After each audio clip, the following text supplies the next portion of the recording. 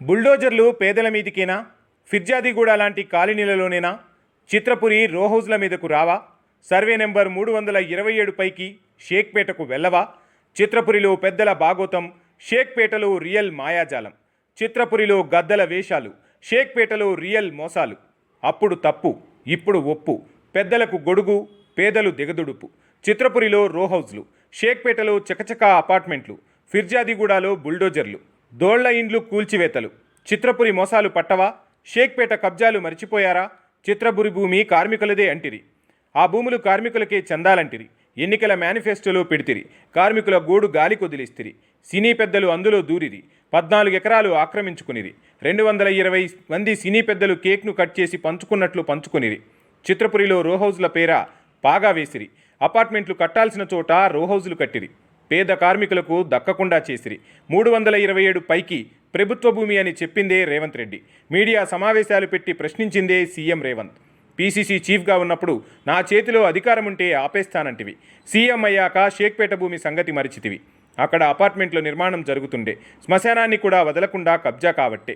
అమ్మవారి గుడిస్థలం గుటుక్కున మింగవట్టే. బోనాలకు కూడా జాగా లేకుండా చేయవట్టే. అప్పనంగా కబ్జాలు చేసి అపార్ట్మెంట్లు కట్టవట్టే. 327 పైకి సర్వే నెంబర్లో 30 ఎకరాలు పార్కుండేలే అంటివి. అన్యాక్రాంతమవుతున్నా పట్టించుకోరా? రాజకీయ పార్టీలకు, నాయకులకు కొన్ని విచిత్రమైన లక్షణాలుంటాయి. ఏ పార్టీ నాయకుడైనా సరే ఒక దశలో అందరూ ఒకేలా వ్యవహరిస్తుంటారు. తాను అధికారంలోకి రావాలనుకున్నప్పుడంతా శ్రద్ధ అధికారంలోకి వచ్చిన తర్వాత ఉండదు. అధికారంలోకి రావడానికి ఎన్నేళ్లైనా కష్టపడతారు. ఎన్నిసార్లు ఓడినా మళ్ళీ మళ్ళీ గెలుపు కోసం ప్రయత్నిస్తారు. ఒక్కసారైనా పాలకపక్షంలో ఉండాలని కోరుకుంటారు. ప్రజలను పాలించాలని భావిస్తారు. అందుకోసం ఎంతో శ్రమిస్తుంటారు. అలాంటి శ్రమనే ముఖ్యమంత్రి రేవంత్ రెడ్డి కూడా చేశారు. తాను ముఖ్యమంత్రి కావాలన్నదే తన కల అంటూ మొదటి నుంచి చెబుతూ వచ్చారు. ముందు తాను ఎమ్మెల్యే కావాలనుకున్నారు. తర్వాత పీసీసీ ప్రెసిడెంట్ కావాలనుకున్నారు, అయ్యారు. ఇలా అంచెలంచెలుగా ఎదుగుతూ వచ్చారు. సీఎం కావాలని బలంగా కోరుకున్నారు, అయ్యారు. ఇంతవరకు బాగానే ఉంది. కానీ ఎన్నికల సమయంలో ప్రతిపక్షంలో ఉన్నప్పుడు నిత్యం ప్రతిక్షణం ప్రజల సమస్యలు తెలుసుకునేందుకు ప్రయత్నిస్తారు. వాటి పరిష్కారానికి పోరాటం చేస్తారు. అలా సీఎం రేవంత్ రెడ్డి వద్దకు కూడా ఆయన పీసీసీ అధ్యక్షుడిగా ఉన్న సమయంలో అనేక సమస్యలు ఆయన దృష్టికి వచ్చేవి. కాలుకు బలపం కట్టుకొని ఆయన తిరిగేవారు. కానీ ఒక్కసారి అధికారంలోకి వచ్చిన వెంటనే ఆ కాలం మరిచిపోతారు. ఇది ఒక్క రేవంత్ రెడ్డి విషయంలోనే కాదు, అందరూ అలాగే ఉంటారు. ప్రతిపక్షంలో ఉన్నప్పుడు ప్రజలను కలిసేందుకు సమయం ఉంటుంది. కానీ అధికారంలోకి వచ్చినప్పుడు జనాన్ని నేరుగా కలిసే సమయమూ ఉండదు, తీరిక ఉండదు. ప్రతిపక్షంలో ఉన్నప్పుడు ఇచ్చిన మాటలు గుర్తుండవు. కాకపోతే వారికి బాధితులైనా గుర్తు చేయాలి, మీడియా గుర్తు చేయాలి. అలాంటి సమస్యలే ఇక్కడ రెండున్నాయి. సినీ రంగానికి చెందిన కార్మికుల జీవితాలు గత 30 ఏళ్లుగా ఎక్కడ వేసిన గొంగలి అక్కడే అన్నట్లున్నాయి. ఒక అడుగు ముందుకు పడినట్లు కనిపించినా మళ్లీ 10 అడుగులు వెనక్కు పడుతుంటాయి. దాంతో కార్మికులోకం పడే బాధ అంతా ఇంతా కాదు. తమ సమస్యలు తీర్చాలంటూ గత పాలకుల ముందుకు ఎన్నిసార్లు తిరిగినా వాళ్లు పట్టించుకోలేదు. పేద సినీ కార్మికులకు న్యాయం చేసిందీ లేదు. పైగా వారి జీవితాల్లో కొంతమంది బీఆర్ఎస్ నేతలే నిప్పులు పోశారు.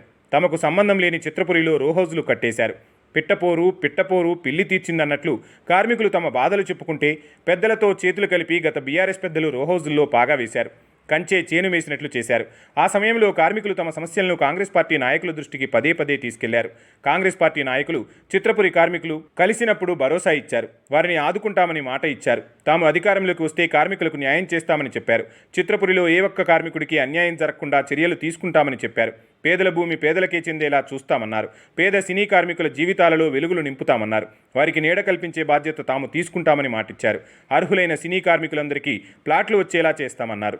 రో హౌజులు లేకుండా చేస్తామన్నారు. వాటిని కూల్చి వాటి స్థానంలో అపార్ట్మెంట్లు కట్టిస్తామన్నారు. నిజానికి 628 జీవో ప్రకారం కూడా అదే జరగాలి. చిత్రపురిలో అసలు ప్రత్యేక ఇండ్లకు ఆస్కారమే లేదు, ఆ అవకాశమే లేదు. వేలాది మంది కార్మికులకు న్యాయం జరగాలంటే, వారి సొంతింటి కల నెరవేరాలంటే అందరికీ ప్లాట్లు రావాలి. అంటే అక్కడ అపార్ట్మెంట్ల నిర్మాణమే జరగాలి. ప్రభుత్వం ఇచ్చిన జీవోలో ఇదే విషయాన్ని సూటిగా స్పష్టంగా చెప్పారు. కానీ కొందరు పెద్దలు ప్రభుత్వ ఆదేశాలను తొంగలో తొక్కారు. జీహెచ్ఎంసీ అధికారులను తప్పుదోవ పట్టించారు. సినీ పెద్దలు 220 మంది చిత్రపురిలోని ఓ 14 ఎకరాలు ఆక్రమించుకున్నారు. రో హౌజ్ల కోసం భూమిని కేక్ పంచుకున్నట్లు పంచుకున్నారు. ఇండ్లు కట్టుకున్నారు. వాటిని ఎట్టి పరిస్థితుల్లో కూల్చేసి కార్మికులకు న్యాయం చేస్తామన్నారు. మరి ఏమైంది? ఇంతవరకు చిత్రపురి మీద దృష్టి పెట్టింది లేదు. రో హౌజ్ల మీద దృష్టి సారించింది లేదు. కార్మికులకు న్యాయం చేసింది లేదు. ఎన్నికల మేనిఫెస్టోలోని అంశానికి దిక్కే లేదు. ఇక షేక్పేటలోని 327 పైకి అనే సర్వే నెంబర్ రియల్ మాఫియా మాయాజాలంగా ముఖ్యమంత్రి రేవంత్ రెడ్డికి పూర్తిగా తెలుసు. ఆ స్థల వివాదం మీద పూర్తి అవగాహన రేవంత్కుంది. అదంతా ప్రభుత్వ భూమి అన్న సంగతి రేవంత్కి తెలియంది కాదు. రేవంత్ రెడ్డికి భూ వివాదం తెర మీదకు వచ్చినప్పుడే వెళ్లి పర్యవేక్షించారు. ఆ భూమి వివరాలు తెలుసుకున్నారు. పూర్తి అవగాహనతోనే షేక్పేటలోని ఆ స్థలంలో మీడియా మిత్రులతో మాట్లాడారు. మాట్లాడారు. ఇది ముమ్మాటికి ప్రభుత్వ భూమి, దీన్ని ఎవరు సొంతం చేసుకున్నా భవిష్యత్తులో ప్రభుత్వం స్వాధీనం చేసుకుంటుందని తేల్చి చెప్పారు. ముఖ్యంగా త్వరలోనే మా ప్రభుత్వమే వస్తుంది, ఈ భూమిని రక్షిస్తుంది అని సాక్షాత్తు ముఖ్యమంత్రి రేవంత్ రెడ్డి ప్రకటించారు. దీనిపై అప్పట్లో ఆంగ్ల దినపత్రికలో నిత్యం వార్తలు వచ్చేవి. వాటిపై రేవంత్ రెడ్డి అనేకసార్లు స్పందించడం కూడా జరిగింది. జూబ్లీ హిల్స్, బంజారా హిల్స్ ప్రజలకు ఒక్క కేబీఆర్ పార్కు తప్ప మరొకటి లేదు. ఇంత పెద్ద నగరంలో ఆ ఒక్క పార్కు ప్రజలకు సరిపోదు. షేక్పేటలో ఉన్న ఈ 327 పైకిలోని 30 ఎకరాలు పార్కుగా మార్చుతామన్నారు. తాము అధికారంలోకి వచ్చిన వెంటనే ఆ పనులు చేపడతామన్నారు. అక్కడ జరుగుతున్న రియల్ వ్యాపారాన్ని నమ్మి మోసపోవద్దని ప్రజలను కోరారు. కానీ అక్కడ వ్యాపారం ఆగలేదు, భూ ఆక్రమణలు ఆగలేదు.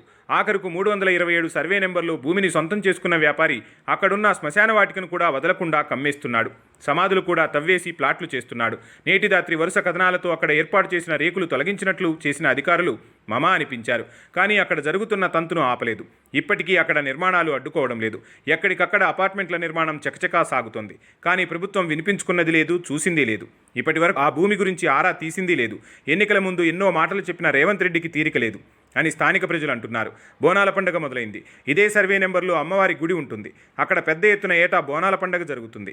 అమ్మవారి జాతర కోసం ఇక్కడ ఉన్న భూమిని అంతా ఆక్రమించుకున్నారు. గుడి ముందు పార్కు అంటూ కొంత స్థలాన్ని వదిలేసి అక్కడే భోజనాల సమర్పణ చేసుకోమంటున్నారు. ఈ అన్యాయం రేవంత్ రెడ్డికి అప్పుడు కనిపించింది, ఇప్పుడు కనిపించడం లేదా అని ప్రజలు అంటున్నారు. ఇప్పటికైనా దీనిపై దృష్టి పెడితే ముఖ్యమంత్రి రేవంత్ రెడ్డి పేదల పక్షపాతి అన్న పేరు సార్థకమవుతుంది.